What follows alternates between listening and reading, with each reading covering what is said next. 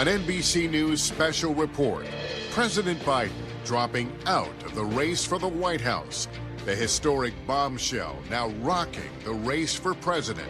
The president throwing his support behind his vice president, Kamala Harris. Prominent Democrats coming out in support of her. Members are very excited.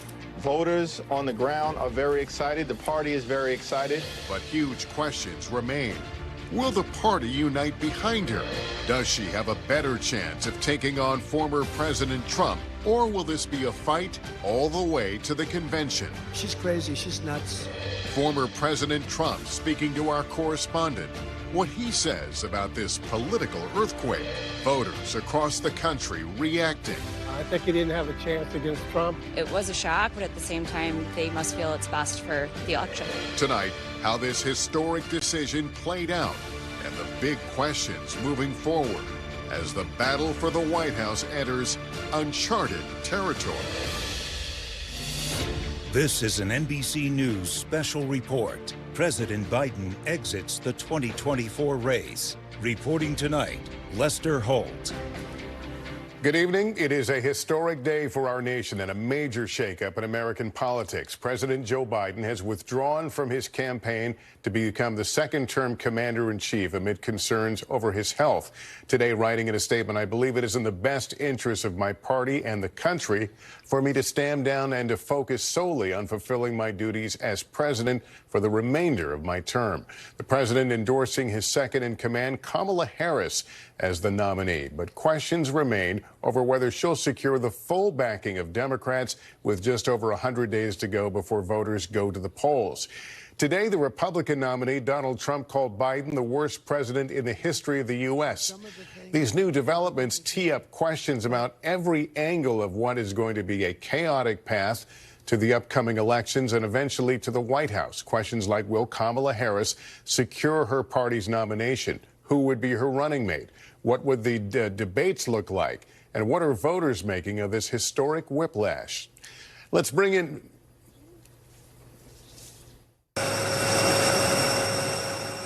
This afternoon, an about-face by President Biden, announcing he will be a one-term president, dropping his bid for the White House, saying, "I believe it is in the best interest of my party and the country for me to stand down and to focus solely on fulfilling my duties as president for the remainder of my term."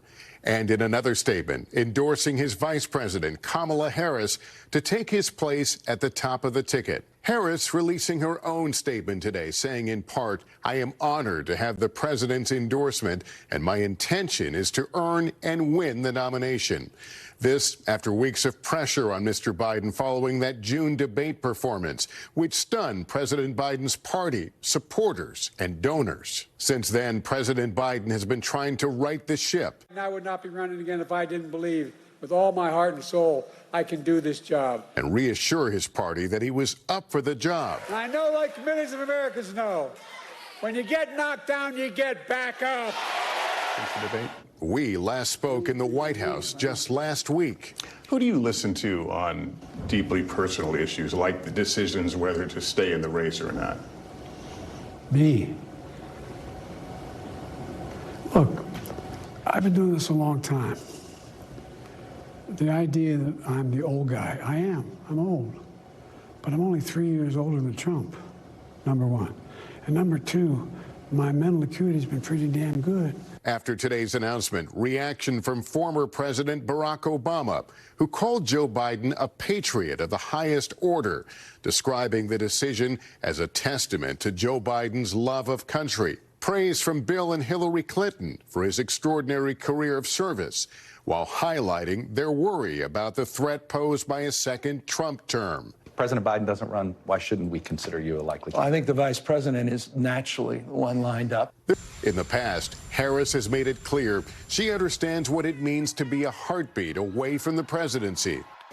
Every vice president understands that when they take the oath, that they must be very clear about the responsibility they may have to take over the job of being president. I am no different. She led the Biden administration's response on critical issues like abortion access and the immigration crisis, coming under fire from Republicans for the White House's handling of the border. I pressed her on the topic in 2021. We've been to the border. You haven't been to the border. And I haven't been to Europe. And I mean, I don't understand the point that you're making. I'm not discounting the importance of the border. Well, now, she and the party are facing a new challenge at an uncertain and unprecedented time. Let's bring in NBC News senior White House correspondent Kelly O'Donnell. Kelly, what have you gathered in terms of how this all came together? Up till a few days ago, he was talking about campaigning into the next week. What happened? Well, this has been a very human moment for the president and one that has huge historical implications. This weekend, with closest advisors and family at Rehoboth Beach, where he has a home there in Delaware, he has been reviewing some of the information about how Vice President Harris would fare in polling against Donald Trump. That's one thread of information. Clearly, he has been hearing the roughly 40 lawmakers of his own party who have publicly called for him to step aside. He has heard about the donors who have pulled away. He has recognized the drumbeat of pressure that has been around him. All of that coming together. Ultimately, the decision was considered yesterday and into today, and he kept it in what we are told was a very close hold with only a few advisors who knew that he had made this decision until he announced it to his team and then publicly. The First Lady, of course, saying that she has been with him on this and very supportive of whatever decision he would make. Now, part of what this does, this day of decision, is it allows the president to focus on his own final months in office, his legacy, trying to complete things that he wants to get done. In your interview with him, Lester, he said there is more work to do, and it gives him a chance to do that. He's also injected something new into the race, where Kamala Harris, throwing his support behind her, is roughly 20 years younger than Donald Trump, and she will then have to pick a running mate. And so there are some new ways the Democrats can get energized. There may be a challenge to her getting the nomination. That is still to be determined. The apparatus of the campaign does give Kamala Harris the funding and the operation that was put together for the two of them. So she is the heir to that in terms of the structure, the money, and the operation. That is formidable against anyone else in the party who might seek to get the nomination. So we are at a point. This is clearly historical. There is a human aspect where this has been very painful for the president and disappointing for him.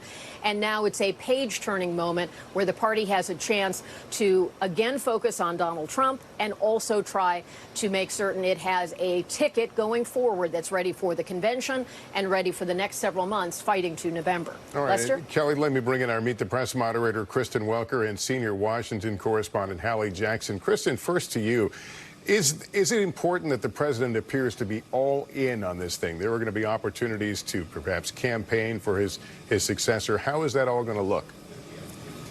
Lester, it's critical that President Biden made the decision to endorse his vice president, Kamala Harris, because he is sending a signal to the party. Let's move forward with Vice President Harris for all of the reasons that Kelly just mapped out. She inherits the war chest that he has been building up, and that is not insignificant.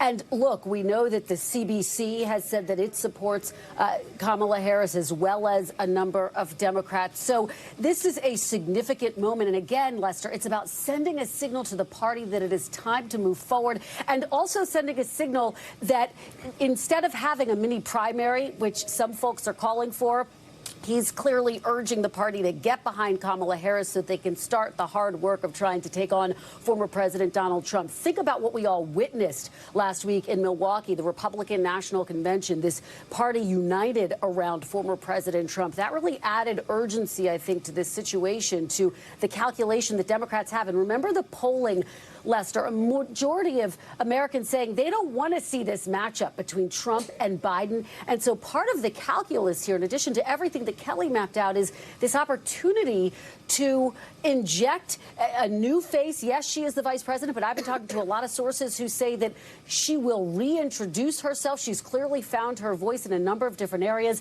including reproductive rights. One top Democrat telling me, quote, They're breathing a sigh of relief because now there is someone who can prosecute the case against former President Trump. So the question for Harris now becomes, who will she seek to become her running mate if, in fact, she does get the nomination? But Lester, again, as she said, she's still got to fight and win the nomination. So there are still a few more steps that have to take place. Yeah, I want to bring Hallie into the conversation on that point. Hallie, it's Washington. You know how Washington works. It's hard to imagine that there aren't those on the sidelines right now who are looking to see if there's an opening here. So those who are saying that the current Vice President Harris has a lock for this, is it going to take a few days to see how it all settles out? Yeah, almost certainly, Lester, but I'd be surprised if it takes too much longer than that, because all along, as you and as Kristen have been talking about, even with this public pressure increasing for President Biden to do what he did and withdraw from the ticket, there has been a desire for Democrats to basically get unified and get unified quickly, because they understand that the election is creeping closer and closer every single day, and that it behooves them politically to be united as a party here. So to that end, the question becomes, obviously, who ends up on the Democratic ticket now? Vice President Harris is in the pole position here. If, in fact, she does end up taking the top of the ticket, the question becomes, who would her running mate be? And there's a number of people, and I want to be clear, speculation at this moment, who could end up in that position. You're seeing the names and the pictures of some of them here, including some of whom could challenge her potentially for the top of the ticket if they chose to. Again, TBD on that, but you're looking at people like Michigan's Gretchen Whitmer, Pennsylvania's Josh Shapiro, California's Gavin Newsom. He obviously spoke with Chuck. You saw that interview months ago and said that it would be Vice President Harris's ticket to lose if it were to come to that. There's Roy Cooper from North Carolina, Andy Beshear from Kentucky, J.B. Pritzker from Illinois, and Senator Mark Kelly from Arizona. A couple of things to talk about on this list here. Vice President Kamala Harris, again, this is all assuming she ends up at the top there and becomes the presumptive and then official nominee for the Democratic Party. She is already from the West Coast. She's already from California. She's already got the support of a number of progressives. We have seen that today already with, for example, the chair of the Progressive Caucus coming out and throwing her support behind Kamala Harris. The question is, what is this ticket going to do to reach out to people in, for example, the middle of the country, in these key Rust Belt swing states, in some of these critical places, suburban women, swing voters, this small slice of independents who Democrats hope will turn out and help them win the White House now for a second term. That is why I think you're seeing some of the names, for example, the governor from Pennsylvania, obviously one of those critical states. You're seeing somebody like Roy Cooper. North Carolina is a place that has swung purple. I mean, it's been red, it's been blue, it's been back. And so that's another question mark there for somebody like Governor Cooper. You're seeing Andy Beshear from Kentucky. Think about who Donald Trump just picked as his running mate, J.D. Vance, somebody who the Trump campaign believes can really speak to people in those Rust Belt states. There is some thinking among Democrats that perhaps Governor Beshear could be that same kind of voice, but on the Democratic side of the ticket. All of this, Lester, let's be clear, is preliminary. You already have two of these people, Senator Kelly and Governor Shapiro, that have backed Kamala Harris, have endorsed her as the presidential nominee. But I think that things are going to move potentially fairly quickly over the course of the next few days, over the course of the next week. I happen to suspect that you might have some Democrats who wait for President Biden to come out and make his remarks publicly, as we expect him to do later on this week once he recovers from COVID, Lester. But obviously, this is a major, major moment in this campaign. It just upends it altogether at this moment. We do have some polling showing that Kamala Harris, maybe she does just as well or perhaps slightly better than President Biden against former President Trump. But let's be clear here. We don't have a lot of clarity. This has all been hypothetical up until about 7 hours ago, Lester. I was going to mention the polling is only valuable to the extent that people see her as a vice president. Seeing her in a position of a presidential candidate has to be different. The conversation will, of course, come up about the first black woman potentially president. So what we know from the past, will it be relevant as we watch marching forward here, people showing their support to her?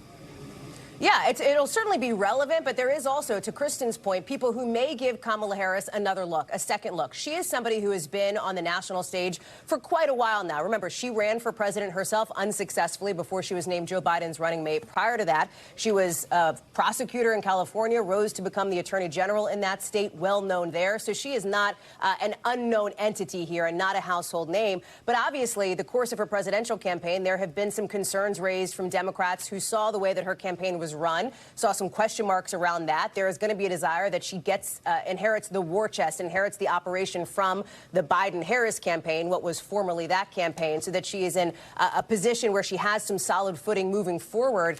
The question certainly becomes, though, her next public appearance, her next few. What does that look like? What does it look like if and when she ends up on a debate stage with former President Trump? Does that debate even happen? Will there be a vice presidential debate, considering that there is, at this point, not even a vice presidential nominee on the Democratic side? So still a lot of questions to be answered, Lester. And Kristen, what's the view, do you think, from Team Trump right now in terms of whether they really want to go up against her or they would have preferred for Biden to stay? Oh, I think that the Trump campaign was prepared to take on President Biden. And so, as Hallie says, this upends everything. Now, having said that, we know that the Trump campaign has already started doing its opposition research against Vice President Harris, as well as, quite frankly, all of those governors who Hallie was just talking about, because they are also potential candidates to be the Democratic nominee if they so choose. So I think that they are getting this in gear and have been for quite some time, Lester. But there's no doubt, particularly in the wake of that debate performance by President Biden, that they thought they had the upper hand in this race. The polling bore that out both nationally and in the battleground states. And so the Trump campaign is really going to have to pivot here. There's no doubt about that. We're going to see a strategy shift, Lester. All right, Kristen, thank you. We're hearing from Vice President Harris tonight, thanking Joe Biden for his endorsement. But so many questions remain. Will she get the full backing of top Democrats, as we've been discussing? And how will voters respond to her? Here's Yamiche Alcindor with what's ahead in this historic time. All eyes now turning to Vice President Kamala Harris, who has made history over and over again throughout her life. Her biggest history-making moment was when she was elected vice president in 2020, becoming the first woman and first Black and first South Asian person to hold that role. We believe that our country, all of us, will stand together for a better future. Before that, she had forged a path, shattering glass ceilings. In 2003, she served as district attorney of San Francisco, becoming the first Black woman and South Asian American woman in California to hold that office. Then, 7 years later, she made history again, in the same way when she was elected Attorney General of California. The role made her a rising star in the Democratic Party. In November 2016, Harris became only the second African-American woman ever to serve in the Senate and the first Indian-American ever. Mr. President, I rise to celebrate the anniversary of one of the most significant legislative achievements in American history, the passage of the Patient Protection and Affordable Care Act. She was raised in California, the daughter of a Jamaican father and Indian mother who met as civil rights activists. She later attended Howard University, a historically Black college in Washington, D.C. She went on to law school at the University of California. Then she became a prosecutor, a role she says helped her enact criminal justice reform from within the systems. She often worked on cases dealing with sexual violence. In 2020, she ran for president, hoping to become the first Black woman ever to be president. Now she will try to forge that path again. And Yamiche joins me now. Yamiche, how are Vice President Harris and her allies preparing for a potential campaign against Trump? Well, Vice President Kamala Harris spent today calling around Democratic leaders, telling them that she believes she has the confidence to beat Donald Trump. She's been telling them that she's going to earn this nomination, and she's going to really talk to all of the different delegates to make sure she can officially win the nomination at the convention. I spoke to one of the people who got a call from Kamala Harris today, Vice President Harris. He was the Congressional Black Caucus Chairman, Stephen Hortzford. He told me that he got emotional during that call because, of course, the history that she's going to make if she was to become not only the top of the ticket, but the first Black woman to be elected. He told me that she told her that this was really going to be a race that she was going to try to not take any constituency for granted. I was also told in the last few weeks that her allies were focusing on the fact that she was going to have to build a campaign operation. So even though she's getting that war chest from the Biden-Harris campaign, there is this idea that she's going to have to build a different kind of campaign tailored specifically to her. And as part of that, she's going to have to be thinking about her path to victory. I'm told by sources close to her that there are really looking at states like North Carolina and Georgia, thinking about Southern African-American voters and really mobilizing them the most. But there's a long to-do list here. Of course, first picking her vice president, but also shoring up donations, because at a time like this, in the last few weeks, donations had plummeted to Democrats into the Biden campaign. So there are a lot of people who are now sort of saying that there are a lot of donors who are energized, really ready to get behind her. I'm also told that she's going to be traveling. Just this week, she's going to be going to Milwaukee, as well as Indianapolis. She's going to be continuing to go on the road as she makes this case to voters, but she has to make up for lost time here. So people close to her say that she's going to be doing that. She's going to be thinking about the staff to hire here, and she's also been thinking about her messaging, specifically because she looks like she's polling best among young people, and that her voice has also resonated with women because she took the lead on abortion access and the messaging for the campaign there, Lester. All right, Yamiche Alcindor, thank you. I want to bring in Democratic Senator from Minnesota, Amy Klobuchar, who has just endorsed Vice President Harris. Senator, thank you for joining us. Hey, Lester. Thank you. You have endorsed her, but you notably did not call for President Biden to drop out. Can you explain that? I think that people played different roles over this last month, but for me, this is not about looking in the rearview mirror. People expressed our concerns in different ways, but ultimately this was the president's decision, and he took the honorable path, Lester.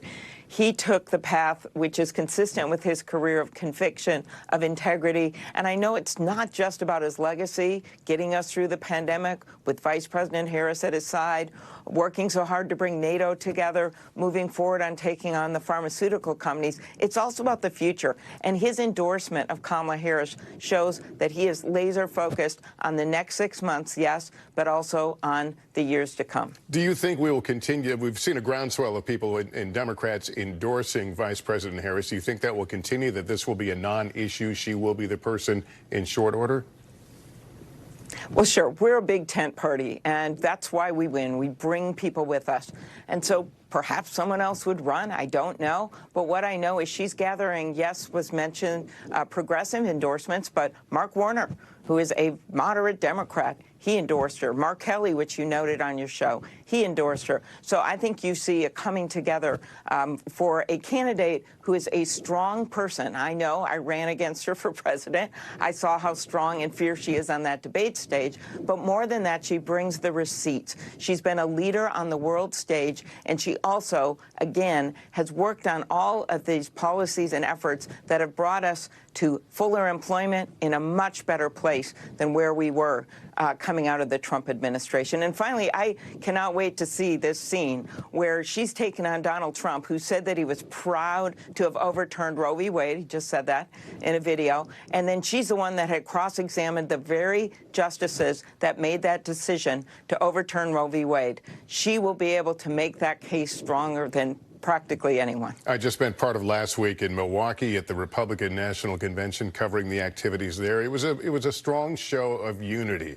What will the Democratic convention look like coming out of this crisis, if you will?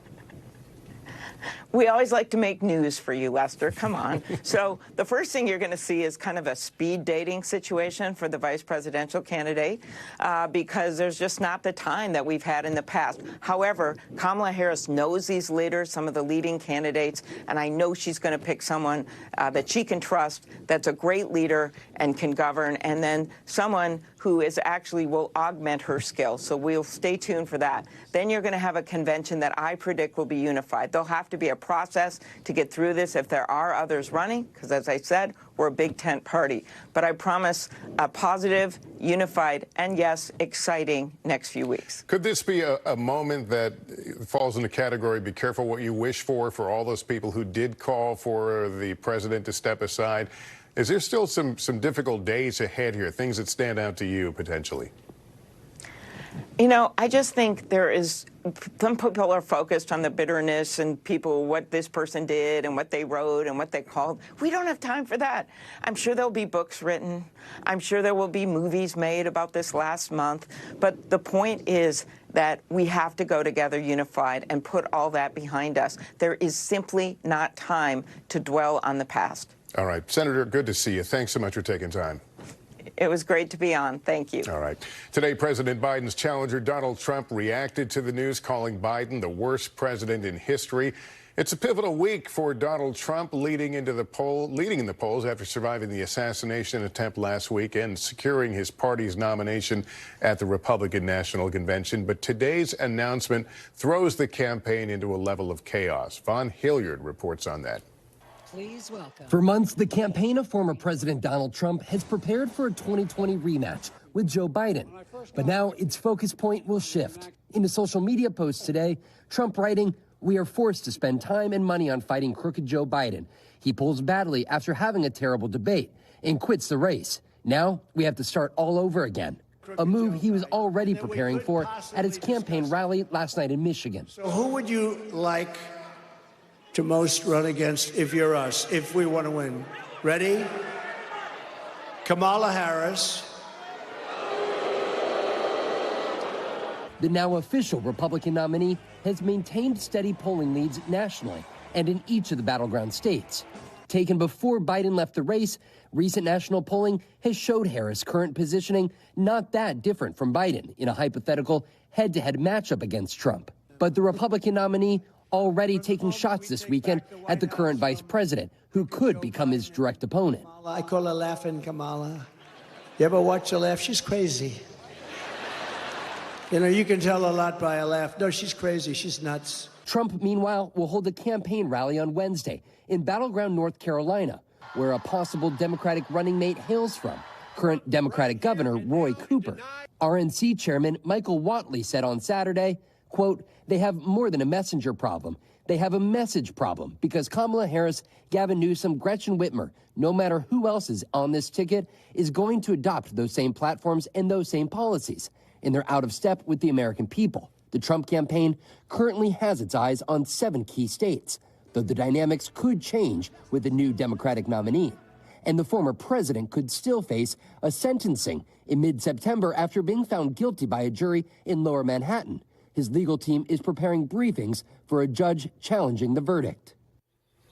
And Vaughn Hilliard has been covering the Trump campaign. He joins me now. Vaughn, what do we know about, I know it's really early, but what do we know about the potential for a debate between Mr. Trump and the vice president? Right, Lester. Well, the reality was that there were 2 already scheduled presidential debates on the books between Donald Trump and the Biden campaign. And the second debate, of course, was going to be taking place this September on ABC. But Donald Trump, on a social media post just a few minutes ago, suddenly opening up the door and questioning whether he wants to stick to that game plan. Of course, with Joe Biden no longer on the ticket and the question mark being whose presidential campaign is it actually going to be, there are some open question marks. He, though, in that social media post indicated that he would like Fox News to be the one that hosts the debate. We have reached out to multiple senior campaign advisors for clarification on the way that he is exactly viewing this politically and whether it'd be advantageous to go on the debate stage or not. It's not clear at this time.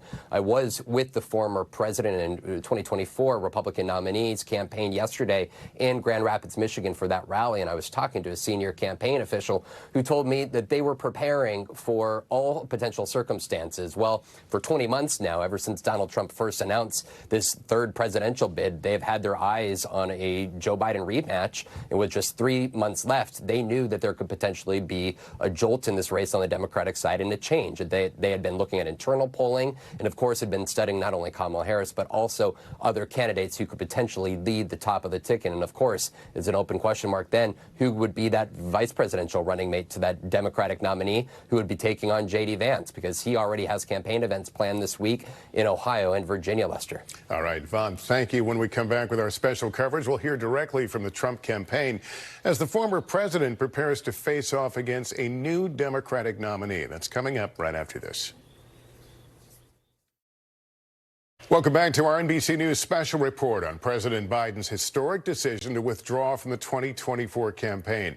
The Republican presidential nominee, former President Trump, talking to his social media platform Truth Social, or taking to that platform to criticize President Biden, calling him the worst president in the history of our nation. Let me bring in Trump campaign senior advisor Jason Miller. Jason, good to see you. Thanks for taking the time. Lester, good evening. I want to ask you, actually pick up a conversation we were having before the break about a debate. There is a debate that was on the books for September. Will it be transferable, as it were?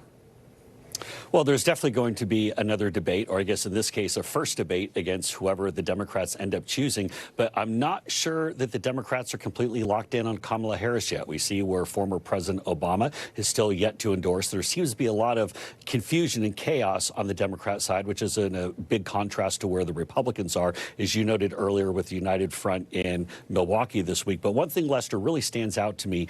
Less than 1 month ago, literally 3.5 weeks ago, Democrats were decrying the use of these so-called cheap fake videos of Joe Biden shuffling along, and within a month, President Trump has knocked Joe Biden out on the debate stage, and now Democrats have knocked Joe Biden out of the presidential race.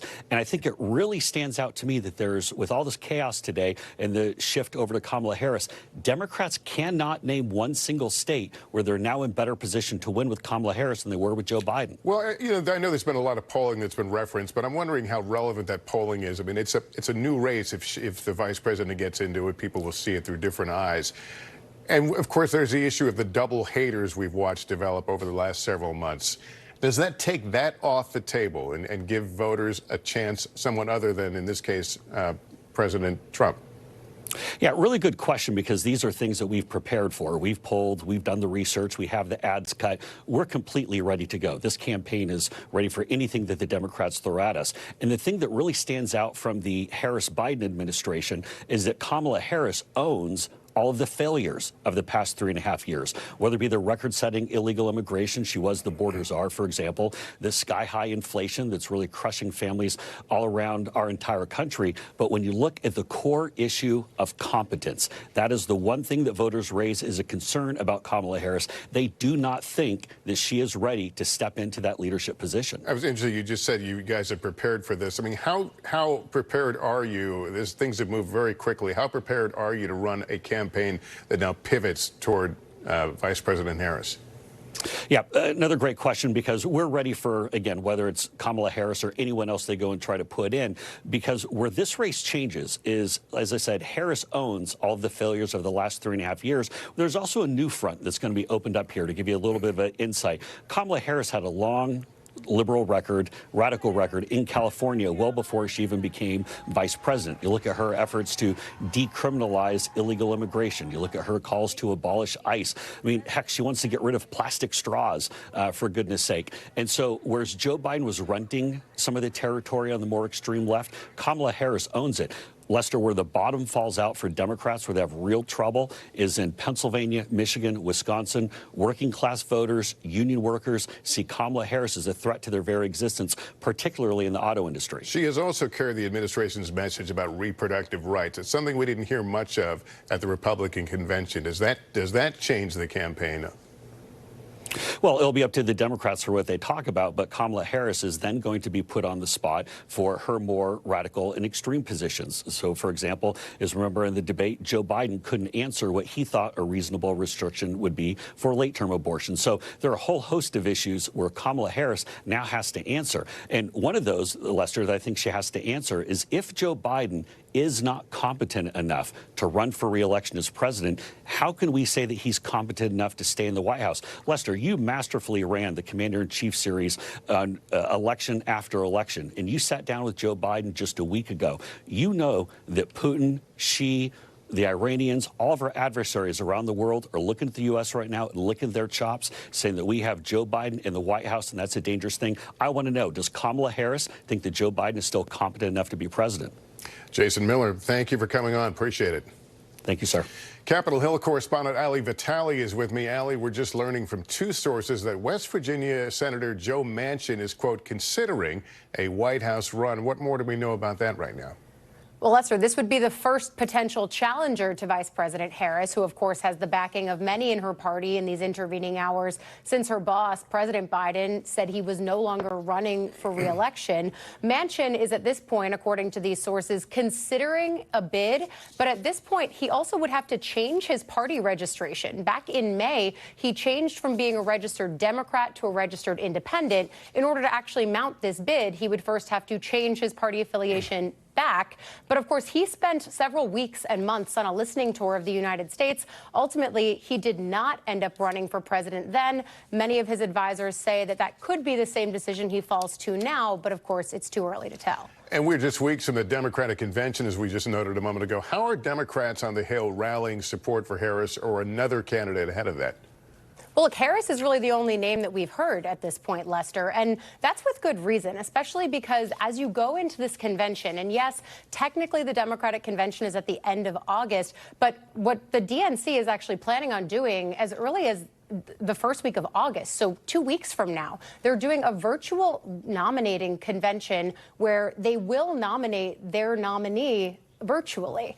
At that point, Harris has to earn the majority of delegates. If she doesn't, then it shifts to a very chaotic, potentially very messy, open convention. That's where someone like, if Manchin decides to put his hat in the ring, he will have to do some work behind the scenes to get delegates on board for him. All of that could lend to a perfectly chaotic process for Democrats, one that Senator Klobuchar was talking to you about just in the last few minutes, trying to put a happier spin on it. But really, this would be a chaotic moment for Democrats after a very tumultuous series of weeks here in Washington. That's why right now we're seeing so much effort behind Vice President Harris, not just from elected Democrats, but also from the Biden-Harris campaign itself, trying to give her the most advantage that she can get. Chaotic. I think that's a word we may be hearing a lot of in the weeks to come. Ali Vitale, thank you. I want to bring in Congressman Lloyd Doggett now. He was the first sitting Democratic member of Congress to publicly call on the president to step aside. Congressman, thank you for joining us tonight. Thank you, Lester. You have not, unlike many of your colleagues, have not endorsed Vice President Harris. Do you intend to, or someone else? Well, Lester, from the very moment almost 3 weeks ago that I called on President Biden to step aside, I called for a fair, open democratic process to select a replacement. Now, I think Vice President Harris would be an excellent nominee. She is the probable nominee. She has all the advantages. But I want this process to be open. It doesn't have to be decided within a matter of minutes or hours of President Biden's decision. We need to engage the entire country in this. That will make our nominee stronger if we have an open process. Some may call this chaotic. I call it democratic with a small d, and I think that's what people want. Yeah, I was curious if it's the same as craziness, or I'm sorry, craziness is the word I'm looking for, but messiness, I'm sorry. Messy it will be. We're Does Democrats. open mean, I'll get this question out eventually, does open mean messy? Well, it does, and it means contentious, but as long as it's respectful disagreement, so much the better. As I said, I think Vice President Harris is the probable candidate, the likely one, and many of my colleagues and groups have been stampeding this afternoon to join her. I think that a number of the people that might have contested the nomination have already endorsed her, so I think it's headed that way. But let's keep the process open enough that anyone who thinks they can make a strong case that they're the best candidate to prevent Donald Trump and his gang from taking over our government and maybe never giving it back, that they have a chance also. If we have that process and Vice President Harris is selected, she'll be all the stronger for it. The virtual process, I must say, I don't believe is a good way to do this. We need this to be open, not through some virtual advance process as the DNC had originally proposed. So what does that look like when we get to the convention then? It looks like some of the conventions of old where you had multiple candidates competing. Or in Vice President Harris's case, it could well be that her strong efforts eliminate most of the competition prior to that time. But it is a process where America sees that we're different than the Republicans, that we're offering a candidate for a new generation, that Donald Trump will be the old guy in this, that if it's Vice President Harris, she's a prosecutor who's fought crime. Donald Trump is someone who has committed crime. You sort of led this movement. Have you had a desire? Do you plan to reach out to President Biden? Anything you would want to share with him? Well, I would say that I greatly admire his courage. He did what Donald Trump could never do, and that is to put country over his ego. His legacy will be that he did everything he possibly could, including sacrificing his own future in order to save our country from someone who wants to move us in an authoritarian direction. Have you thought about him? I'm sorry, please. No, I admire him and appreciate his accomplishments and the sacrifice that he's made. Do you concern yourself? Do you think about the fact if you are wrong, if this does not help defeat Donald Trump, what that means to you, the party going forward? Well, certainly that's always a consideration, but I looked at the numbers, hoping that after a year on your newscast and others that we saw the president behind in this, and then in this debate that instead of a surge, we got a setback, that the numbers in one battleground state after another showed us going the wrong way. And based on those numbers, I think we have a stronger nominee without President Biden on the ballot, and I'm glad he finally reached the same conclusion. Lloyd Doggett, Congressman, thank you for being with us. Appreciate it. To give us more context on this unprecedented moment in American politics, I want to bring in presidential historian Douglas Brinkley and NBC News presidential historian Michael Beschloss. Michael, let me begin with you. What's history tell us about this moment and where it may end up? Tells us, Lester, that not many presidents like to give up power.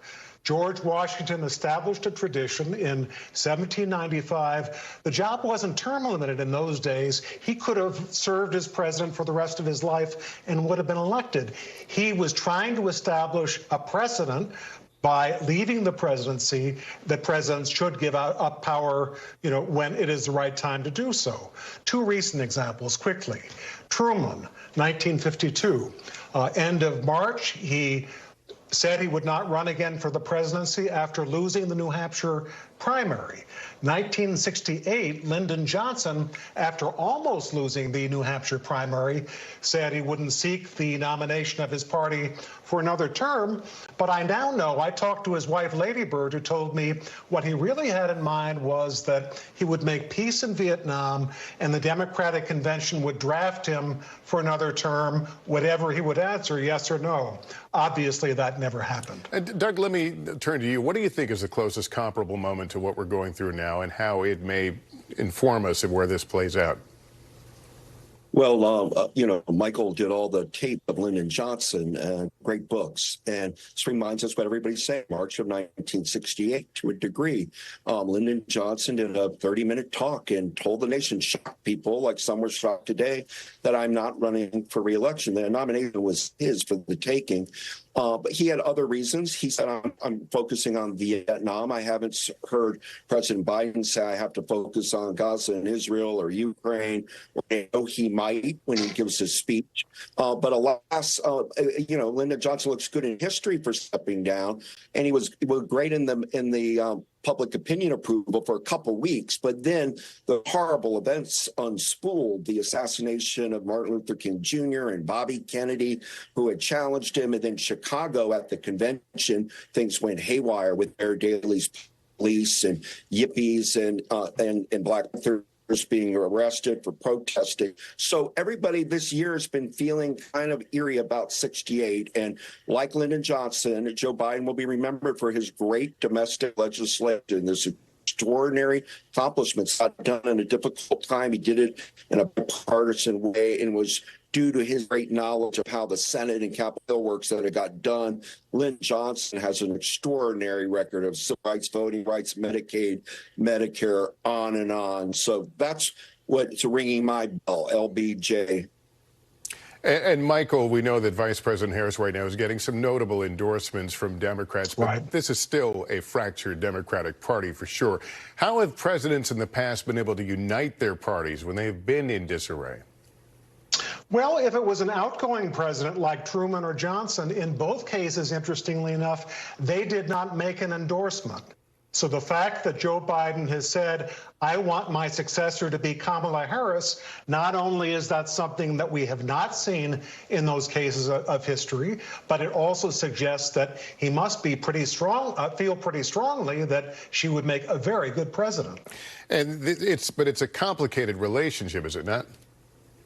It always is. And vice presidents usually wind up looking a lot different when they are candidates and presidents from the way they did as vice president. George H.W. Bush is seen as a quite commanding president, especially in foreign policy.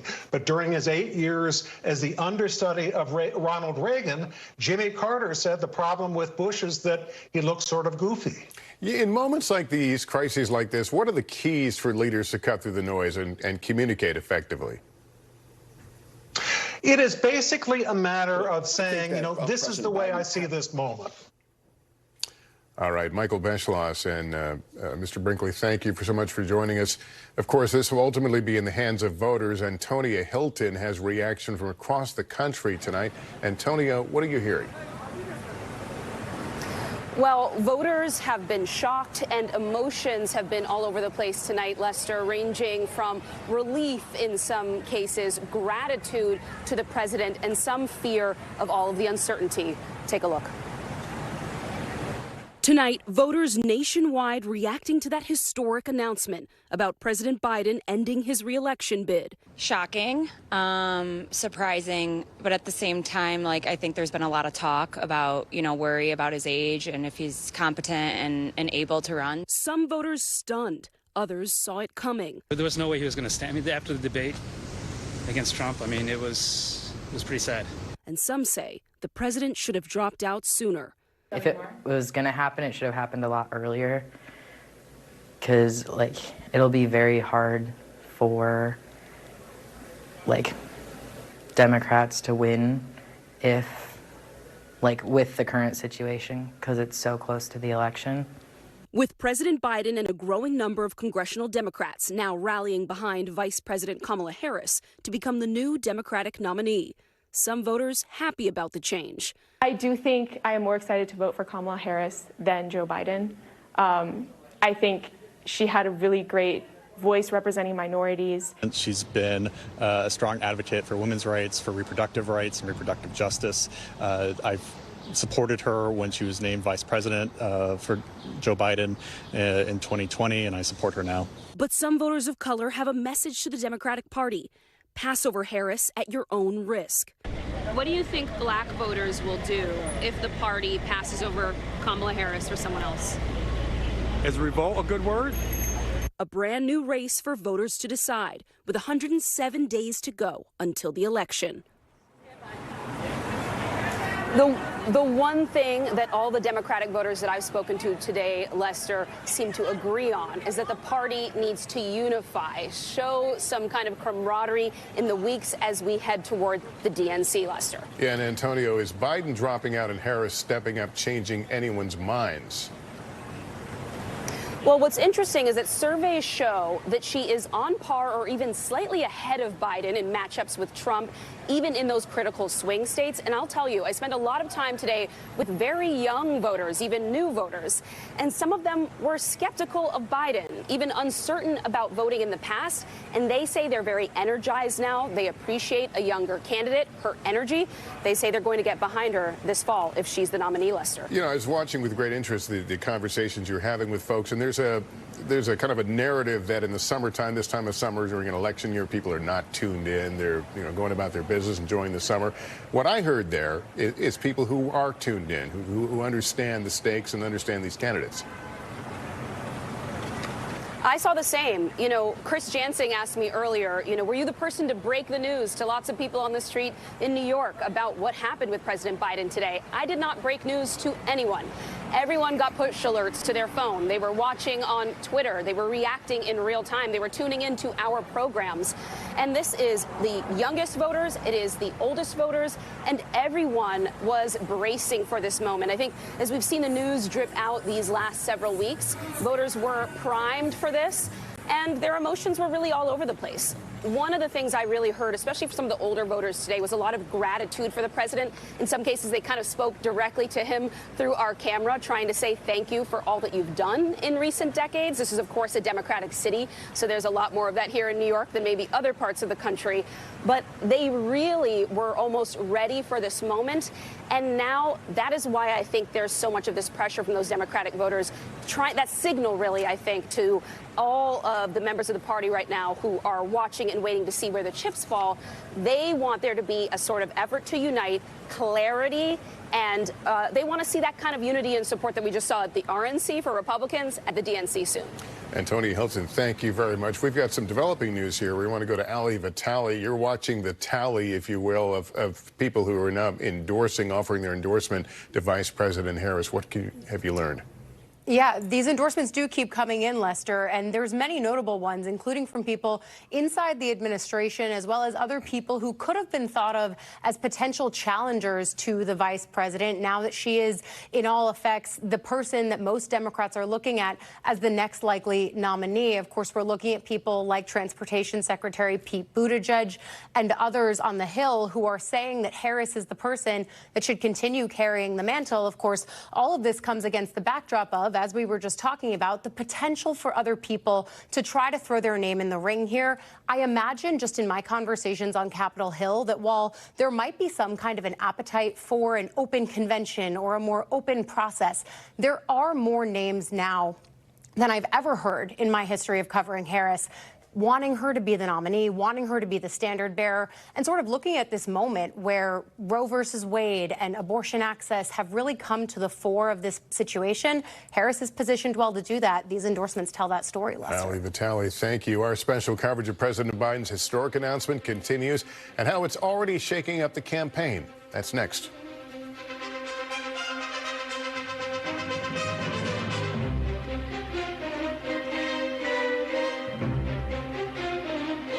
This hour, our NBC News special report continues. The political earthquake rocking the country. President Biden dropping out of the race for president, endorsing his Vice President Kamala Harris to replace him as the nominee. Tonight, the fallout as the country comes to grips with the late reshuffling of the race. And the questions this hour about what happens next. Vice President Harris saying she wants to earn the nomination. Many Democrats throwing their support behind her. I think you see it coming together for a candidate who is a strong person. Will others challenge her? Or will the party unite behind her? She's crazy. She's nuts. Former President Trump weighing in tonight. What he says about Kamala Harris and how voters are reacting. I think he didn't have a chance against Trump. As weird as that sounds, I'm excited about it. It was a shock, but at the same time, they must feel it's best for the election. As the race for the White House enters uncharted territory. This is an NBC News special report. President Biden exits the 2024 race. Reporting tonight, Lester Holt. Good evening from New York. If you are just joining us after weeks of chaos and uncertainty in the Democratic Party, Joe Biden, the 46th president of the United States, announced to the country this afternoon that he will end his campaign for re-election to a second term and immediately endorse Vice President Kamala Harris to take his place at the top of the ticket. Harris saying she is honored to have the president's endorsement, and her intention is to earn and win this nomination. Her words, hinting at the process the party will have to go through to choose Mr. Biden's successor. The president's stunning announcement on a Sunday afternoon on social media followed growing calls by Democratic lawmakers for him to step aside. Slipping poll numbers, loss of donor support. But also Mr. Biden's repeated statements as recently as yesterday that he intended to go on with his campaign and win. Today's decision completely upends a presidential campaign already in turmoil after Mr. Biden's debate performance less than 1 month ago. Former President Trump was quick to react to Mr. Biden's decision to end his campaign. We're covering it all on this consequential day in American history. Senior White House correspondent Kelly O'Donnell now has late details. A sharp turn for history. As President Biden announced at 1:46 p.m., there would be no last campaign for him. I believe it is in the best interest of my party and the country for me to stand down and to focus solely on fulfilling my duties as president for the remainder of my term. Then, in a separate statement, the president embraced his vice president. I want to offer my full support and endorsement for Kamala to be the nominee of our party this year. A move that attempts to blunt any effort to open the nomination process before the August convention. The president had praised Harris in a press conference that was intended in part to settle doubts about his candidacy. Look, I wouldn't have picked Vice President Trump to be vice president, but I think she was not qualified to be president. So let's start there. The vice president offered thanks to the Bidens and made her intentions clear. I will do everything in my power to unite the Democratic Party and unite our nation to defeat Donald Trump. Reaction tonight from former President Barack Obama, who called Joe Biden a patriot of the highest order, describing the decision as a testament to Joe Biden's love of country.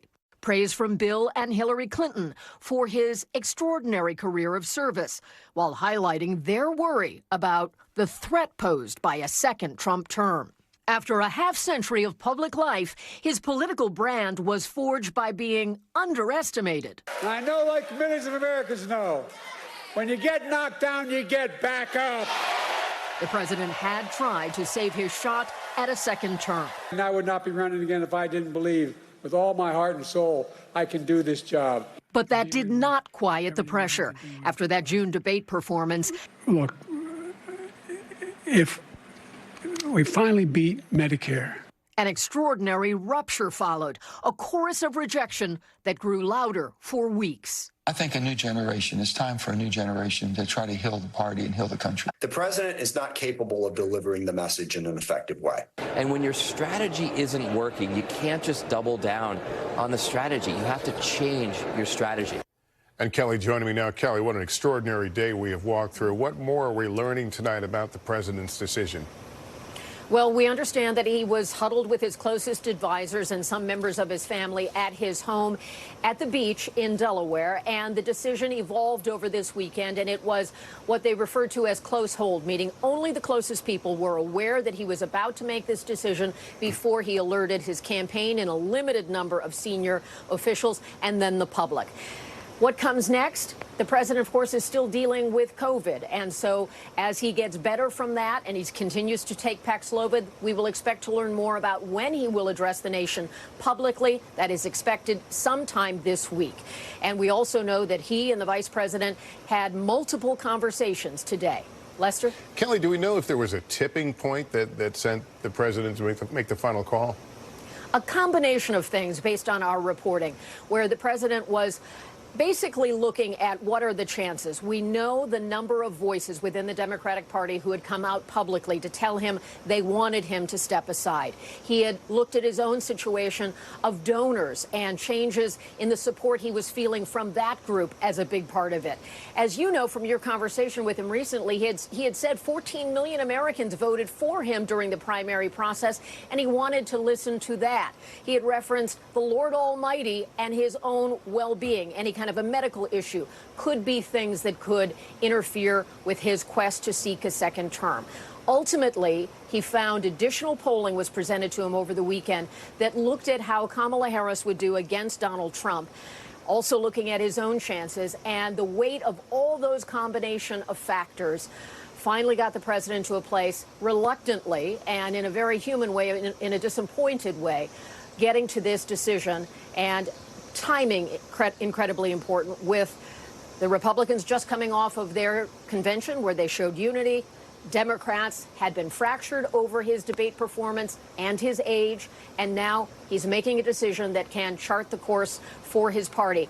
It's not set yet, as you know. There will be definitely some concerns, but he has made his choice, and we'll see more from him this week. Lester? All right, Kelly, thank you for your continued reporting at the White House. I'm joined now by Meet the Press moderator Kristen Welker. Kristen, how confident are the sources you're talking to within the Democratic Party that Kamala Harris can clinch this nomination? Well, Lester, they're confident and they're hopeful. And I just spoke with a top Democratic lawmaker who said there is a new energy that has been infused into this race, which has been totally upended. Donors are coming back and asking, this person said, where can they donate? How quickly can they send their money? Because it takes one big factor off the table, Lester. Remember that head-to-head polling, the fact that a majority of Americans didn't want to see this matchup, this rematch between Biden and Trump. Well, now there is no rematch between Biden and Trump, and Vice President Kamala Harris is to some extent the new face in this race. Now, yes, of course, she has served as vice president, but I've been talking to sources who say this is a chance really for her to reintroduce herself to the American people. They also, her supporters, believe as though she's found her voice on issues issues from reproductive rights as well as voting rights, for example. So they are feeling energized. One Democrat said they are breathing a sigh of relief. There is now someone to prosecute the case against former President Trump. I think you're going to hear that word prosecute a lot, Lester. Remember, Kamala Harris is a former prosecutor. She's hails from the great state of California, and now I think she is going to lead in part with that part of her background, that she's prosecuting the case against former President Trump. She just sent out her first fundraising email, and in it she writes, in the coming days, as I hit the campaign trail to meet with Americans and lay out the choice in front of voters in the fall, I cannot imagine two more starkly different visions for where we want our country to go. We can choose the dark path of Project 2025 with less freedom and more division, or we can choose to pull together and do the work for the people. So in order to clinch this nomination, I'm told there's going to be a virtual roll call. The goal will be for her to get the nomination there. If not, if she falls short, then you are going to see a lot of chaos. But look, some Democrats think it would be okay to have an open primary process. They say the bottom line is, Lester, there is new energy that has now been infused into this race. It seems, though, Kristen, like this is going to be a delicate dance. I mean, she's got to start raising that money right now, as you suggested. She already has put out an appeal. But at the same time, she is probably waiting for the president to make his remarks public. We understand with his COVID diagnosis, his voice may not be up to it. But it feels like this is could be a very awkward window we're watching. You're right about that, Lester. And think about it. This entire period has been awkward to some extent for the vice president and the president. We know, as Kelly just laid out, he was looking at polling, not just his own, but polling for the vice president as well. He wanted to see how she matches up against former President Trump. We know that she's quietly been looking at some of the potential people that she might want to pick as a running mate. Of course, looking at a lot of those governors who hail from battleground states all across the country. Josh Shapiro from Pennsylvania, Senator Mark Kelly of Arizona, Gretchen Whitmer of Michigan, and of course, another name that gets a lot of buzz, Governor Gavin Newsom from California. Tough to see two people running from California. But look, just to give you a sense, there are a lot of names right now and a lot of different moving parts that need to fall into place in order for Democrats to head into Chicago unified behind a nominee and a running mate. So, Lester, that's the goal, I am told. Will they be able to accomplish that? That remains to be seen. But again, you and I were in Milwaukee together, Lester, and we continued night after night to talk about the unity that we witnessed within the Republican Party, how stark that unity was, for example, as compared to 2016, the unity behind former President Trump. I think that added urgency to Democrats to make this decision in short order because they know, look, they're about 4 months out from Election Day, and they've got to get going if they want to take on Trump. All right, Kristen Walker, thank you. For Vice President Kamala Harris, today's endorsement by President Biden and now her potential path to the presidency represent the latest chapter in a political journey that began years ago in California, as we noted. Hallie Jackson has more. The spotlight tonight turning to Vice President Kamala Harris, one of President Biden's most vocal backers since that debate widely panned as disastrous. It was a slow start. There's no question about that. But I thought it was a strong finish. We are looking at a president in Joe Biden who has done historic work. Now the president's endorsement of Harris puts her in the pole position to take the top of the ticket. Harris, in a statement today, saying in part, "I am honored to have the president's endorsement, and my intention is to earn and win this nomination." Adding, "We have 107 days until Election Day. Together we will fight, and together we will win." In recent days, some of the president's key allies have signaled if he were to step aside, it is Harris who should get Democrats' support. This party should not in any way do anything to work around Ms. Harris. Congressman Jim Clyburn today publicly backing Harris, with other Democrats following suit. The exception, the party's top leaders in the House and Senate, stopping short of an endorsement, but praising the president for his service. Whether it's Harris at the top of the ticket or not, other Democrats have been speculated to be in the mix, perhaps as a running mate, including California Governor Gavin Newsom. President Biden doesn't run. Why shouldn't we consider you a likely candidate? I think the vice president is naturally the one lined up. Pennsylvania's Josh Shapiro, Michigan's Gretchen Whitmer, Kentucky's Andy Beshear, and Transportation Secretary Pete Buttigieg. Harris, a former prosecutor who rose to become California's attorney general, was elected to the Senate in 2016 and ran for the White House 3 years later. I love my country. And I feel a sense of responsibility to stand up and fight for the best of who we are. After being selected as President Biden's running mate, she was tapped by the White House to lead the administration's response on critical issues like the root causes of the immigration crisis, coming under fire from Republicans for the White House's handling of the border and pressed by Lester on the topic in 2021. We've been to the border. We've been to the border. You haven't been to the border. And I haven't been to Europe. And I mean, I don't understand the point that you're making. I'm not discounting the importance of the border. Harris has taken on a vocal role advocating for abortion access, slamming the GOP for its position on reproductive rights. How dare they tell a woman what she can do and cannot do with her own body? How dare they? Now a pivotal political moment for Harris and the nation. First to say, when you get knocked down, you get back. And Hallie Jackson joins me now, as well as Chuck Todd, NBC News chief political analyst. Good to have you both here. Hallie, let me start with you. How critical for the Democrats are these next 24 to 36 hours? Pretty critical, I think it's fair to say, Lester, especially with what you've seen even over the course of the last 6 to 8 hours here since this announcement came out. It has been somewhat remarkable, the speed by which some of those names we mentioned in that piece you just watched, those names of people who could potentially challenge Kamala Harris for the top of the ticket or become her running mate have come out and endorsed her. We're talking about, for example, Gavin Newsom, Josh Shapiro, Roy Cooper, the governor of North Carolina, has come out now and done the same. An indication here that the Democratic Party is moving quickly to try to solidify behind Kamala Harris to a degree to show that level of unity that you and that Kristen were talking about earlier as you're looking now at some of those notable endorsements for Kamala Harris, including, of course, from such big names in the party as the Clintons, as Congressman Clyburn, who was critical, remember, in getting President Biden's campaign back in 2020 up and running and helping him win the nomination back then. So for Democrats, there is, I think, a real question of how do they get unity quickly. I will also tell you, though, Lester, that is somewhat tempered, and I just had a conversation with a Democratic member of Congress about this, by the idea that they don't want this to look as though the process is moving so quickly that it's leaving voters out. I think there is a sense that they do want to make sure that there is a process that includes the will of the voters, that this does not appear that it's simply levers being pulled by top officials in the party here. There is a significant, I think, nod to that as well. I think the question is going to be, what does the roll call look like? And I know Chuck will get into the weeds with you on the delegate selection and how this would work at a convention, but what does that next 4 weeks 4 weeks tomorrow is the start of the Democratic convention. What does Chicago look like, Lester? And Chuck, I was speaking to Jason Miller of the Trump campaign a few minutes ago. It's clear they're going to go after the areas in which Kamala Harris was leading the administration's efforts, including the border. Are they looking at a one-size-fits-all attack plan, or will they be a little bit off their game? Well, I think they're going to be a little thrown off because I think abortion, you now have a nominee of the Democratic Party that isn't going to be afraid to say the word.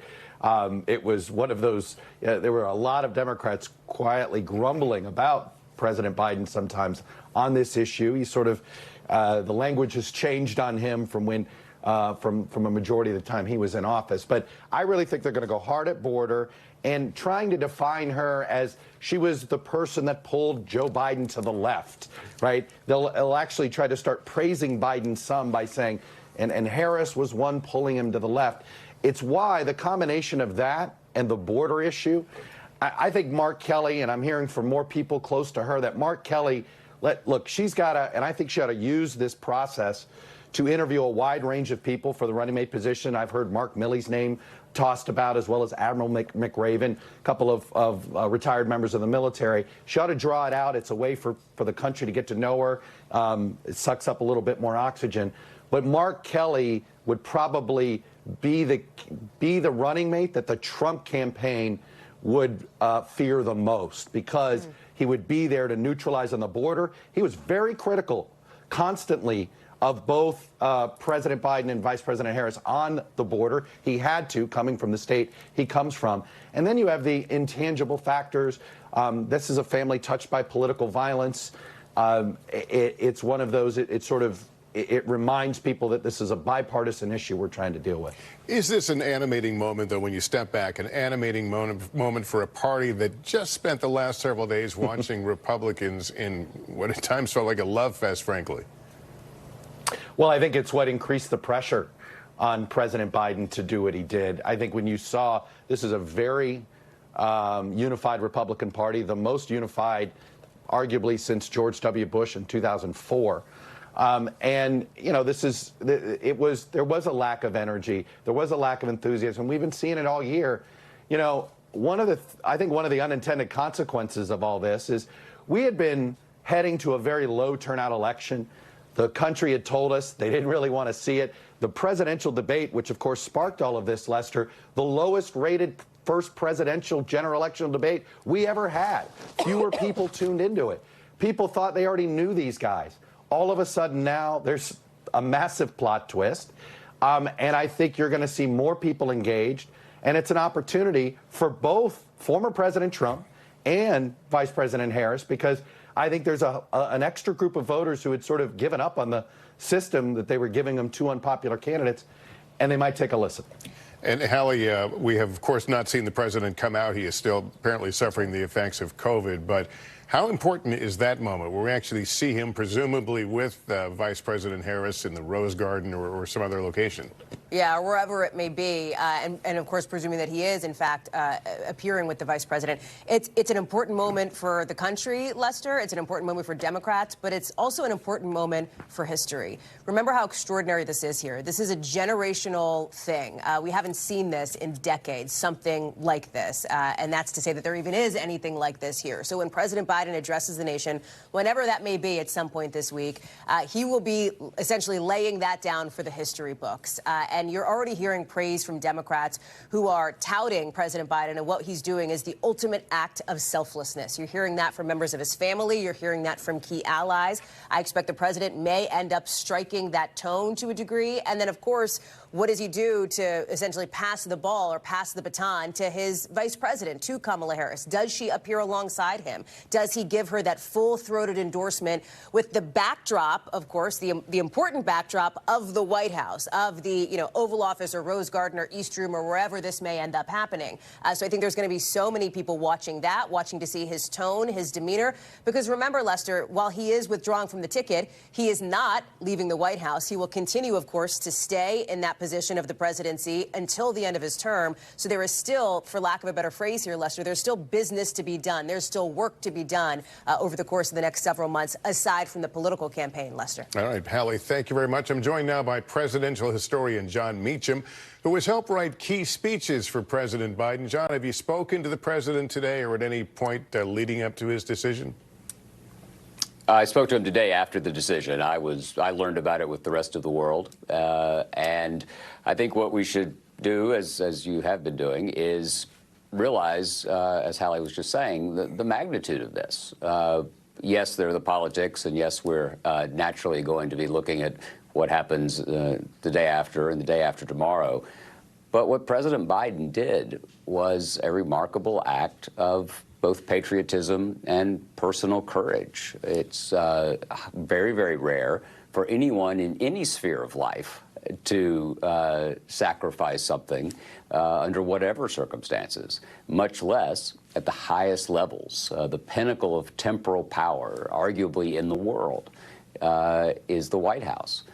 And he respected reality. He respected fate, as he likes to say. He's a great respecter of fate. And I think understood, like Lincoln, that public sentiment is everything. With it, you can do anything. Without it, you can't do anything. You see? And so this was a recognition of his duty, I think, to the country. You said you spoke to him today. I don't expect you to give the full details of a private conversation, but can you give us a sense of what his headspace was like?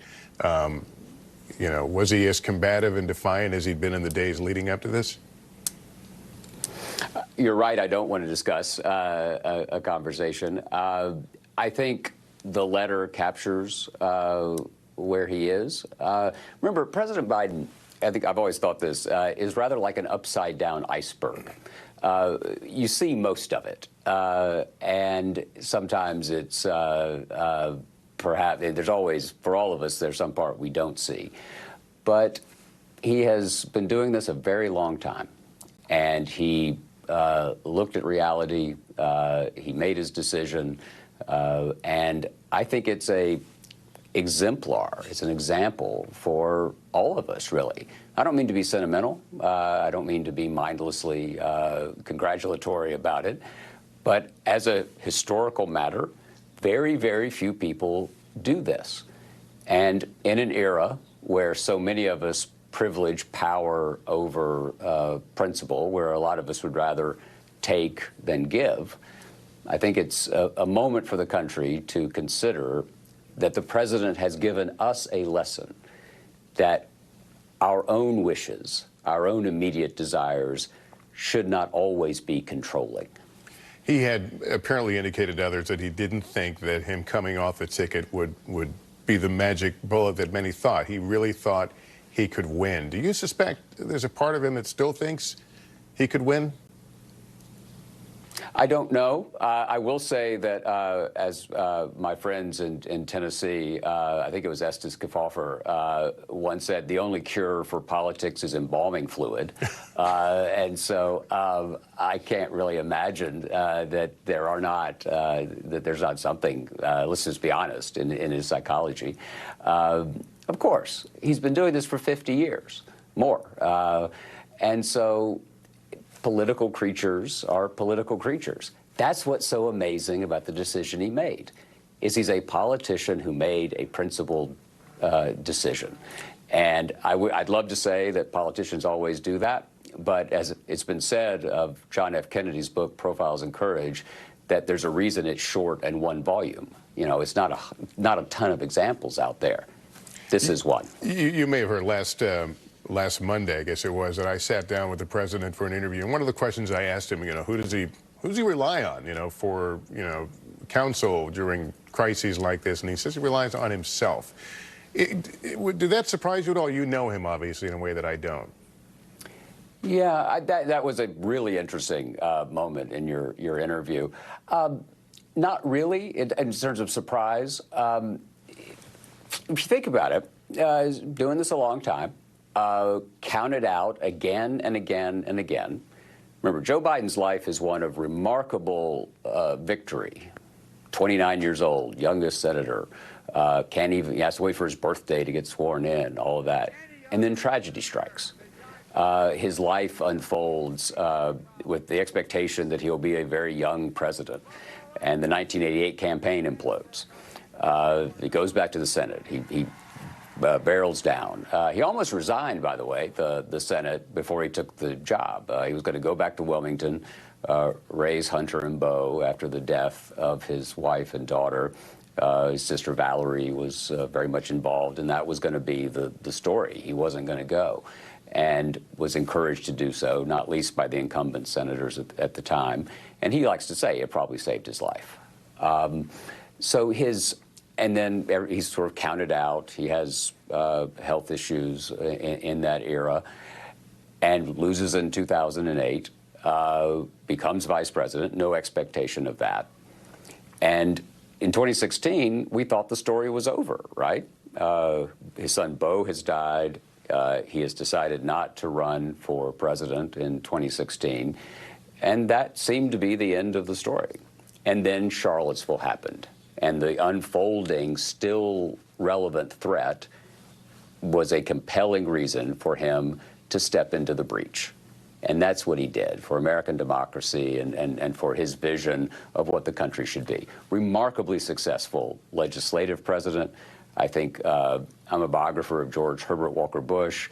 I think President Biden's handling of Ukraine and NATO in particular ranks with some of our finest foreign policy moments ever. Remember how you don't get much credit politically. This is what people like me do. You don't get much credit for keeping bad things from happening. That politics doesn't reward that. History has to reward that. And so it's a difficult thing sometimes to translate that kind of success into immediate political benefit. And John, and that's just a perennial problem. Before I let you go, as we noted, you have written, key parts of speeches for the president before. Will the speech that he will ultimately give when he's healthy enough to go before the cameras, will that be his toughest? I can't see how it wouldn't be. I will say this, though, and I think this might be important for all of us to bear in mind. This is not the worst day of Joe Biden's life, by a long, long shot. He has experienced more tragedy, he has prevailed, he has endured, and he has served. And I think the country should take a moment and reflect on that. All right, John Meacham, thank you so much for coming on with us tonight. Appreciate it. Thanks. Let's bring in NBC News Capitol Hill correspondent Ryan Nobles. Ryan, if you can bring us up to speed on the latest endorsements that have come in for Vice President Harris.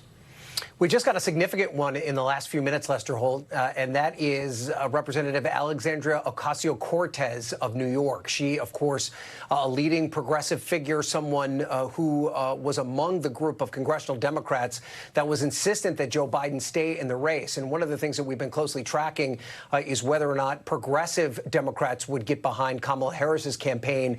And she has now given Kamala Harris her full-throated endorsement, Alexandria Ocasio-Cortez. And she joins a growing list of Democrats that are rallying around Kamala Harris as the nominee of the Democratic Party. They include Gavin Newsom, the governor of California, someone who might be considered as a candidate himself. And Gavin Newsom may also be considered as Kamala Harris's running mate if it gets to that point. We also saw endorsements from Bill and Hillary Clinton, Congressman James Clyburn of South Carolina, who's a powerful member of the Congressional Black Caucus. Jared Polis, the governor of Colorado, has also endorsed Josh Shapiro, who is the governor of Pennsylvania, considered a rising star in the Democratic Party, also someone that we should watch as a potential running mate for Kamala Harris if she's able to win the nomination.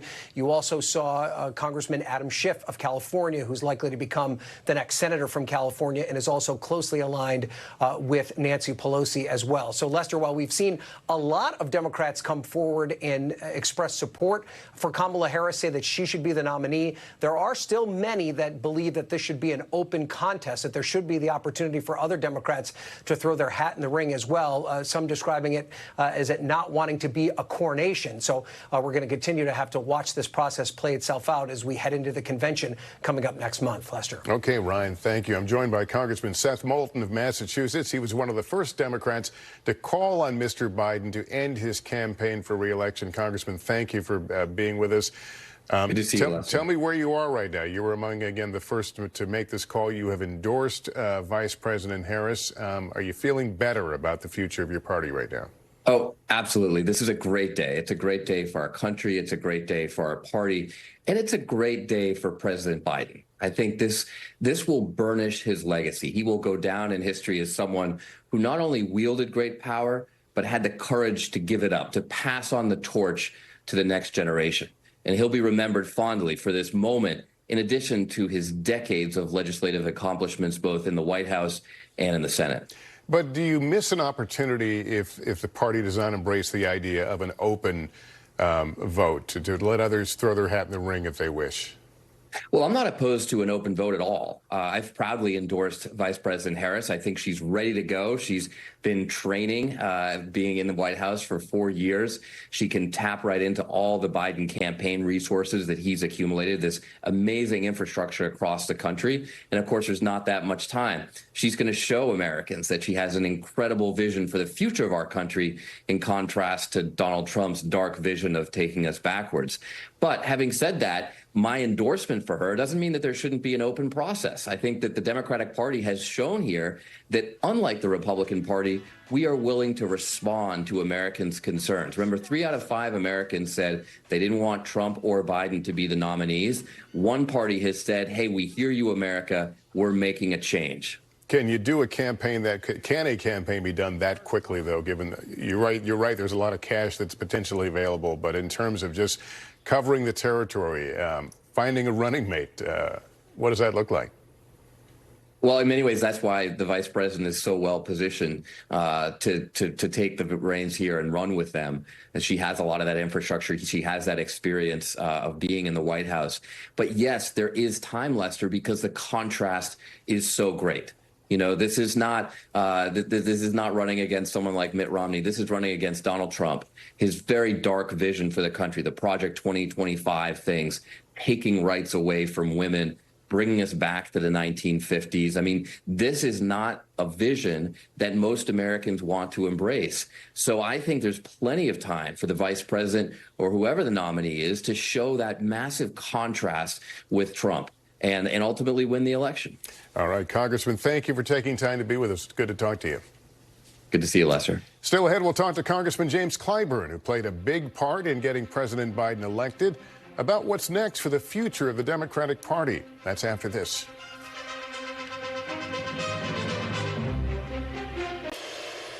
Welcome back to our coverage. President Biden's win in the 2020 Democratic primary hinged largely on the support of one man, South Carolina Congressman Jim Clyburn.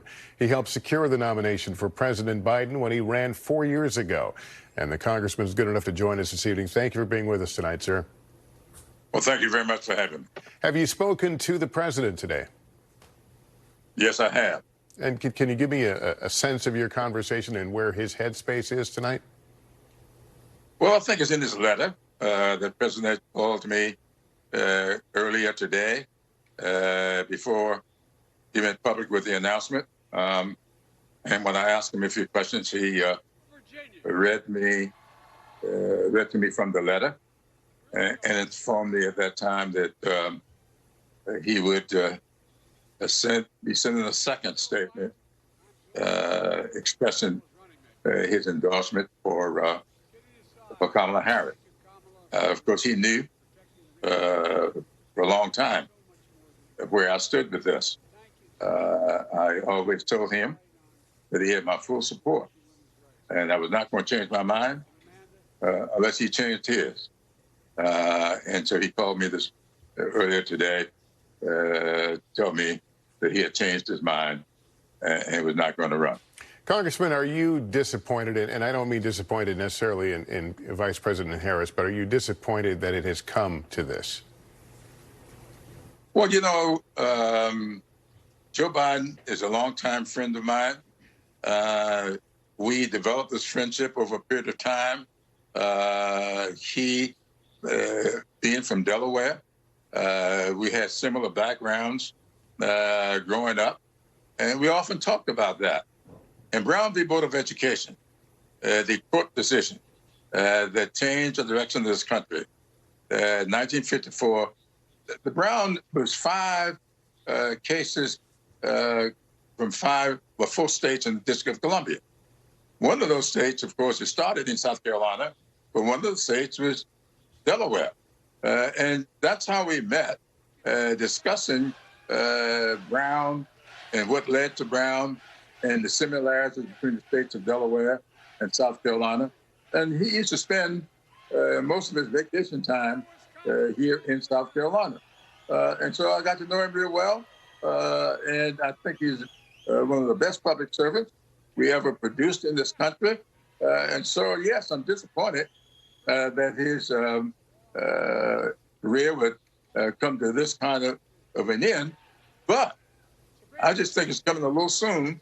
But it's the kind of career that anybody would be proud to have. Do you think 54 years?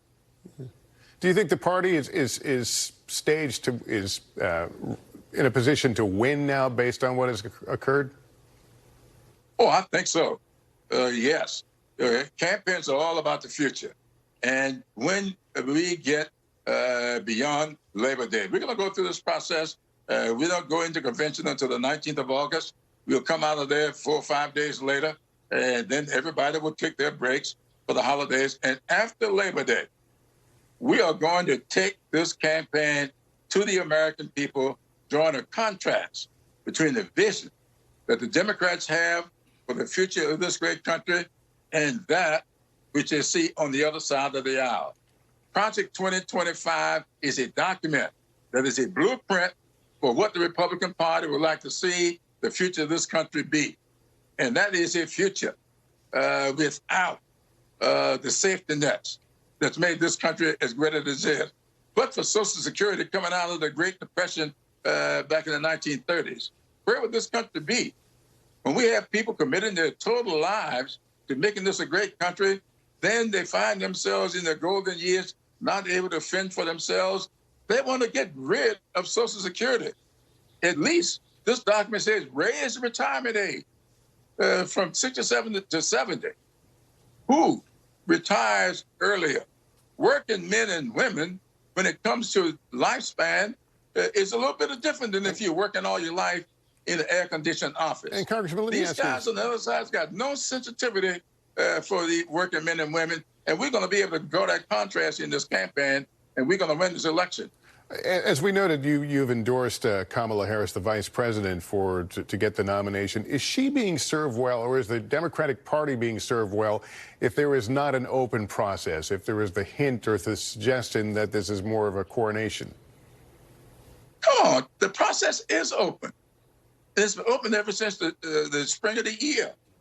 We put in place a process by which anybody who wants to can get into this race, and it's open.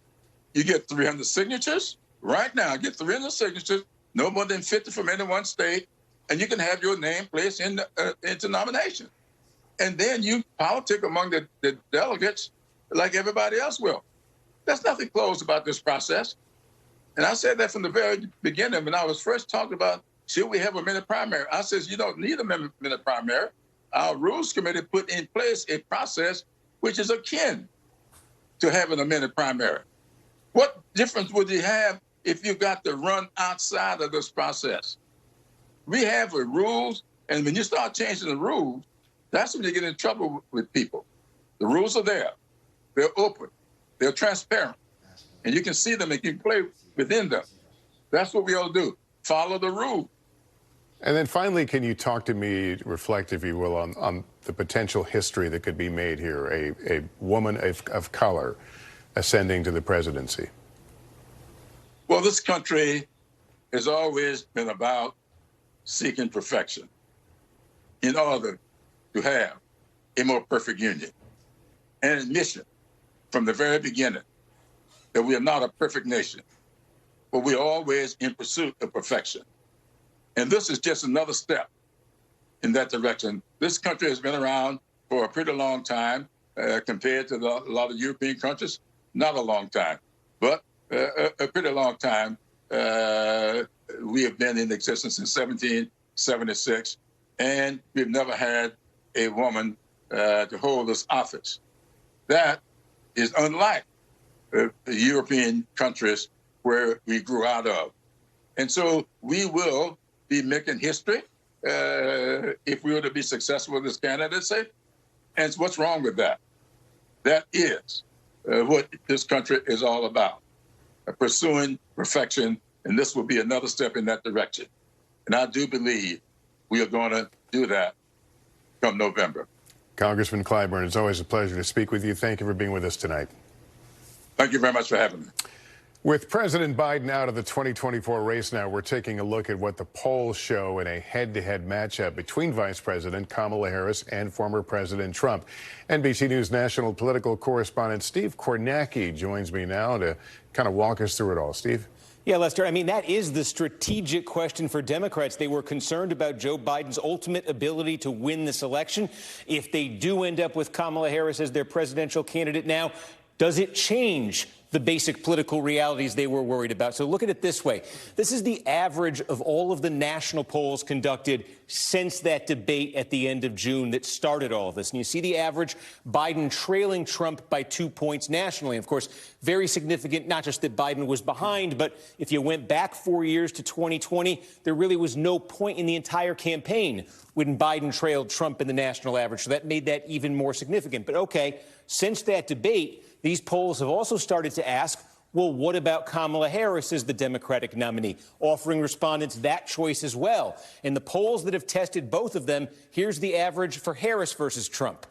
Not much different. Harris does do a point better than Biden. 45 goes to 46. In the average, Trump stays at 47. So at least at the beginning, if Democrats do go with Harris, they'd be taking a candidate trailing by 2 on average, replacing with a candidate who trails by 1 on average. Of course, the question is the introduction of Kamala Harris as a presidential candidate, the Democratic convention, the new attention on her. Would that help those numbers? Would that improve them? Conversely, Would that hurt those numbers potentially if the rollout doesn't go that well? Those are some of the variables, though. But that's the starting point on head-to-head. And we also look at the basic image of each candidate. When we ask the question, favorable or unfavorable view do you have? Again, the average for Joe Biden has been very bad. 36% favorable, 57% unfavorable. Now, Kamala Harris, where does she clock in here? Little bit better, but not much. 36 to 38 on the favorable side, and the unfavorable comes down 57 to 52. Meanwhile, Donald Trump, who she'd like to run against now, you see where he stands. These numbers are a bit better for him than they've been in the past. 41% favorable, 55 unfavorable. And again, whether it's Kamala Harris or if it happens to be anybody else, whoever emerges as the Democratic candidate, just the basic challenge they're facing is this. Here is the road to 270 electoral votes, and you see the 6 core swing states right here that are expected to decide the presidency. You see Harris would have to win a number of those states here. But the other challenge for her, and something that drove Biden from this race, is that Democrats were starting to get indications outside of these battleground states of unexpected trouble in places like Virginia, New Hampshire, Maine. In the popular vote in Maine, they give out electoral votes by congressional district there, even potentially in a state like Minnesota. So for Harris or whoever the Democratic nominee becomes, the two challenges are, first of all, shore up states like that Democrats weren't expecting to have to sweat over, and then get to work in those battleground states. Again, all those battleground states in 2020 were Joe Biden states, Lester. All right, Steve Kornacki, thank you. Our special coverage, our look at President Biden's more than half a century in public service and what his decision means for the next chapter of American history. We'll be back. We are back with our special coverage of President Biden ending his campaign for re-election. Let's bring in senior legal correspondent Laura Jarrett. Laura, what happens to Biden's campaign war chest? A lot of money there. Yeah, and I think there's been sort of a working assumption that it automatically goes to Harris, but it's not actually that simple since they're not actually the official nominee. Now, because donors made contributions to them sort of as partners, there could be an argument, I think, by her that that was their intent. But we've already seen Republicans coming out tonight saying they might want to challenge this, saying she's not necessarily guaranteed to the money since she wasn't at the top of the ticket. And so I think you should watch for lawsuits potentially on this front. Could those lawsuits be trying to force them to return the money? Yes, and there could be a situation in which they give the money back to the DNC, or they could give the money back to the donors, and then the donors could actually redonate to Harris. She's already filed the necessary paperwork with the FCC tonight. And also, we should mention, a progressive donation platform, ActBlue, said it raised $27.5 million already within the first 5 hours of her being announced, Lester. So Democrats already mobilizing around her. All right, Laura, thank you. Let's bring in former U.S. Senator and NBC News political analyst Claire McCaskill. Mark Lauder, Director of Strategic Communications for Donald Trump's 2020 re-election campaign, joins us as well. Claire, former Senator Kamala Harris, officially, of course, running for president. Could we see any Democrats challenge her? Well, as Jim Clyburn said, they're welcome to. Kamala Harris was chosen by Joe Biden to be there in case he ever needed to step aside as president.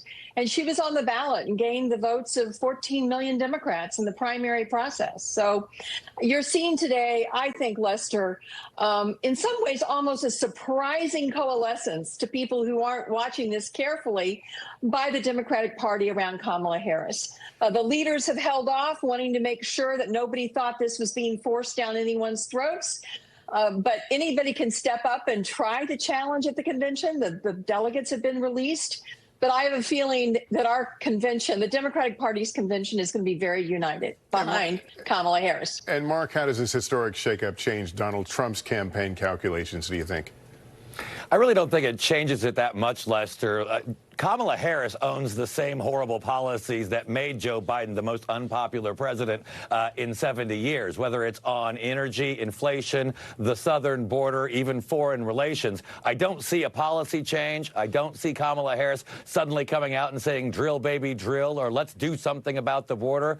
And those are big issues on the minds of the American people. So I think the campaign will stay the same, and the name on the bumper sticker we're running against is the only thing that changes. I was at the Republican convention last week covering the activities there and watching the unity there. I was thinking, what happens if Democrats, are able to get to the place they can have some unity and excitement. They seem to be, from what we're seeing here tonight, beginning to have that. Should that be a worry for the Republican Party? Well, usually both parties come out of their conventions fairly unified. There might be some grousing here and there. So I fully expect that after their convention, they will be behind whomever their nominee is. And then it's a race to the finish line. But I think when you look at the Electoral College map, when you look at the polling right now, it's all in favor of Donald Trump. And I don't think just changing out to Kamala Harris or anyone else is going to provide that big of a bump. Because remember, the final margin in 2020 was 4.5% in the national vote. It was only 43,000 votes in 3 states in the Electoral College. So they're way behind where they need to be right now. And Claire, the vice president, is now, I guess, officially a candidate for the presidency. Her actions and movements in this next couple of days, how critical are they? Are there some traps along the way she should be aware of? Listen, this is going to be a difficult process. It's a sprint rather than a marathon. But I think the American people really don't love long campaigns anyway. And I got to tell you, on policies, Lester, remember, all the Democratic senators in the battleground states are winning in the polls. So the policies are not the problem. And I think with this now, a youthful candidate compared to a very old candidate, a prosecutor versus someone who has been prosecuted, I like the contrast. The fact that she has so quickly emerged, though, and received all these endorsements, is there going to be a window here? In other words, are folks going to have to declare very, very quickly where they are on this? Well, if there's going to be a credible challenge to her, I think it would have to emerge in the next 24 hours, because obviously if somebody was really going to challenge her at the convention, they've got a lot of work to do. So the fact that you're seeing all the candidates who've been talked about as potential presidential candidates, almost all of them have already endorsed her.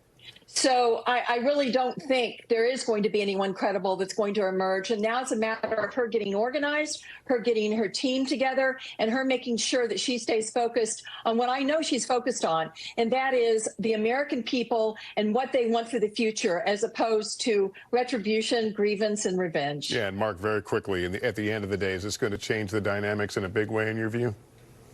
No, I think it'll give a new shot of energy to the Democrats temporarily, but I do think it's going to come down to the policies in the end, and I think that's where the trouble lies for Kamala Harris or whomever takes the nomination. All right, Claire McCaskill and Mark Lauder, thank you both for being with us. Finally, he has been a fixture in American politics for more than half a century. President Biden's historic decision to end his campaign for re-election is what may be the final chapter in the story of a political giant.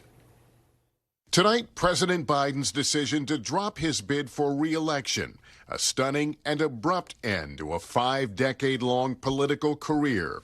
The president stepping aside under immense pressure from fellow Democrats who feared he could not repeat his performance of 4 years ago when he narrowly defeated former President Trump. So help me God. He had waited longer than any other commander-in-chief to achieve his lifelong ambition. Elected to the Senate at age 29 in 1973. Weeks later, a tragic car accident. My wife and 3 children were Christmas shopping. Tractor trailer broadsided it and killed my wife and killed my daughter. He led the controversial confirmation hearings of Clarence Thomas, featuring sexual harassment allegations from Anita Hill. Is this what you anticipated? This? No, not at all. And as senator, he helped pass the landmark Violence Against Women Act. In 2008, then-candidate Barack Obama tapped him to be his running mate. Later, Vice President Biden famously caught on a hot mic, celebrating the passage of the Affordable Care Act. He also pushed President Obama to support same-sex marriage by publicly declaring his support for it first.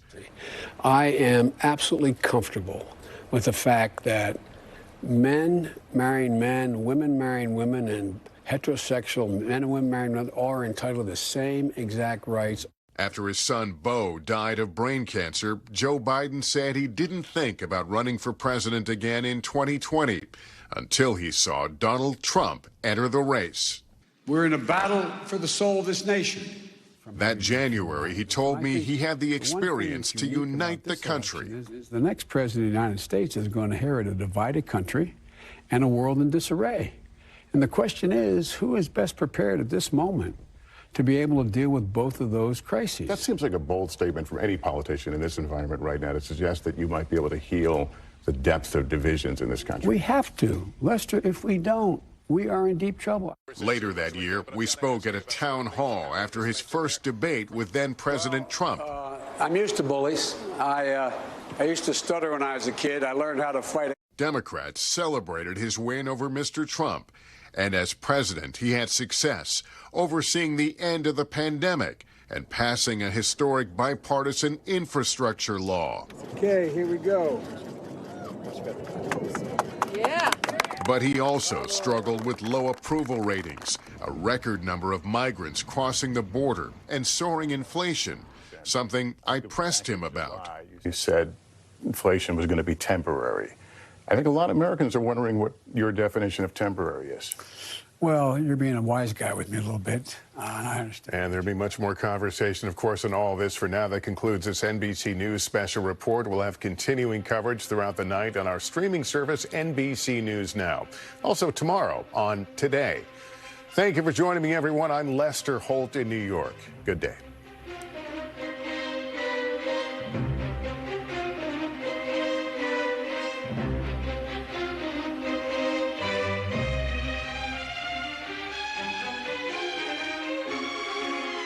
Thanks for watching. Stay updated about breaking news and top stories on the NBC News app or follow us on social media.